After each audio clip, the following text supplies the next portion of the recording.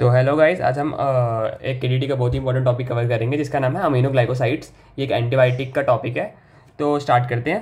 पहले हम इसके एग्जांपल्स देख लेते हैं। एग्जांपल जैसे कि streptomycin, gentamicin, amikacin, kanamycin, neomycin. Neomycin जो है वो मोस्ट नेफ्रोटॉक्सिक होती है। तो इसकी प्रॉपर्टीज़ देख लेते हैं अमीनोग्लाइकोसाइड्स की। ये हाईली पोलर होता है, इसलिए जीआई ट्रैक्ट में पुअरली अब्जॉर्ब होता है, इसलिए हम इसे ज़्यादातर आईवी या आईएम देते हैं। पुअर सीएसएफ पेनिट्रेशन है और नॉन मेटाबोलाइज इन बॉडी में मेटाबोलाइज नहीं होता, अनचेंज एक्सक्रीट होता है यूरिन में। ठीक है।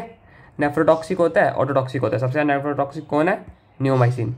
और ये मेनली एक्ट करता है ग्राम नेगेटिव एरोब्स में। एरोब्स में इसलिए क्योंकि इसे O2 चाहिए होती है सेल के अंदर जाने के लिए।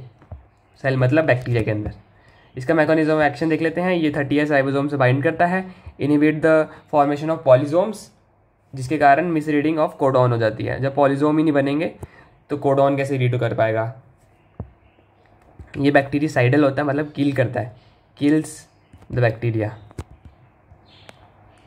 रेजिस्टेंस, बैक्टीरिया रेजिस्टेंस कैसे डेवलप करते हैं इसके खिलाफ? By inhibiting the entry of drug, in activation of the drug by decreasing the affinity of ribosome. उनका राइबोसोम जो है उनकी एफिनिटी कम कर देते हैं बाय अल्टरेशन। इसमें डोजिंग रिजीम्स होते हैं, ये ज़्यादा इंपॉर्टेंट नहीं है, ऐसे याद कर लो। Once daily dosing regime, multiple daily dosing regime. ठीक है। तो यूजेस के लिए मैं निमोनिक बताता हूँ। इसका नाम है न्यूमोगट्स। ठीक है। तो इसके यूजेस होते हैं, प्लेग में यूज़ होता है, पी से न्यूमोगट्स है ना।